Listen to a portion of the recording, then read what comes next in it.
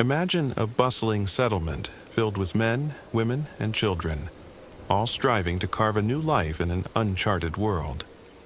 Then one day, without warning, every single soul vanishes.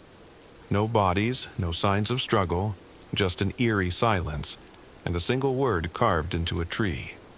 Croatoan. What happened to the Roanoke colony? Was it a desperate migration, a violent raid, or something more sinister? The tale of Roanoke is America's oldest unsolved mystery, and it still chills the bones to this day. I was part of John White's expedition that returned to Roanoke Island in August of 1590. It had been 3 long years since Governor White had left his family and the settlers behind to secure supplies from England. I remember the tension in the air as we approached the island on the morning of August 18th. The sea was calm, but my mind churned with unease. Why hadn't we heard from them in all this time? As we drew closer, my heart sank. Instead of smoke rising from cook fires or children running along the shore, there was only stillness. "Where is everyone?" someone asked, their voice trembling. We landed on the island cautiously, weapons drawn, our boots sinking into the damp sand. The first thing we noticed was the absence of life. The fort that once stood near the shore was gone, dismantled entirely. The houses we had built with sweat and toil were nowhere to be found, just patches of earth overtaken by wild grasses. And then we saw it. Carved into the trunk of a tree at the edge of the clearing were the letters Croatoan. Nearby, on another post, was the lone word CRO. I felt a chill run through me. Was it a clue, a destination, or a warning? Governor White, desperate to make sense of the situation, shouted for his daughter, Eleanor, and his infant granddaughter, Virginia Dare. His voice echoed through the empty woods, answered only by the rustling of leaves. As we moved deeper into the settlement, the eerie silence pressed on us like a weight. There were no signs of a struggle, no blood, no broken weapons, no graves. It was as if the settlers had simply picked up and vanished.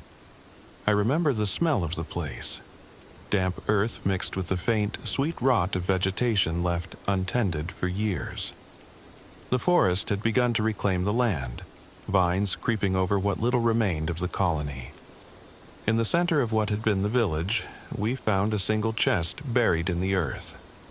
Inside were a few of Governor White's belongings, including books and maps, left untouched by time or weather. It was as if they had been placed there deliberately, hidden for safekeeping. But why? And where were the people? That night, as we camped on the deserted island, we whispered our fears. Some believed the settlers had tried to join the Croatoan tribe on Hatteras Island, desperate to survive in the face of dwindling supplies. Others feared the worst, that they had been killed by hostile tribes or ravaged by disease. But then there were the darker speculations. What if they were taken? One man muttered, his eyes darting nervously toward the darkened woods. By something not human? A few men scoffed, but I saw the fear in their eyes. The New World was a place of strange stories, spirits of the woods, curses, and vengeful specters. In the isolation of Roanoke, it was easy to believe in the unnatural. As the days passed, we scoured the island for more evidence, but the answers eluded us. We found small footprints near the shore, too small to be adult settlers, but far too old to be recent. Had the children survived somehow? Were they still here, hiding in the forest? On the second night, I heard something that still haunts me. Faint laughter carried on the wind. It was high-pitched, like the giggles of children, but it came from the direction of the woods. "Do you hear that?" I whispered to another man standing guard. He nodded, his hand tightening on his musket. We searched the area with torches, but found nothing. Yet I couldn't shake the feeling that we were being watched. Over the centuries, people have suggested countless explanations for the disappearance of the Roanoke settlers. Some believe they assimilated with the Croatoan tribe, adopting their customs and vanishing into history. This theory is supported by later reports of native tribes with European features and language patterns. Others insist the colony fell victim to violence, either at the hands of neighboring tribes or from within. With no graves or bones left behind, this theory seems unlikely. But the most chilling theories speak of the supernatural. Could the settlers have been cursed by the land they claimed? Some native legends tell of spirits that protect the land from invaders, exacting a deadly toll on those who don't respect it. As we sailed away from the island, the carved word Croatoan burned in my memory. To this day, I wonder if the settlers were trying to tell us something or warn us. The mystery of Roanoke is more than just a historical puzzle.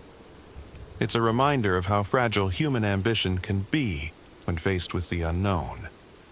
Whether they were lost to desperation, violence, or something beyond understanding, their story is a haunting chapter in the history of the New World. Until next time, remember, not all mysteries are meant to be solved. Thank you for listening, and sleep well, if the whispers of the past don't keep you awake.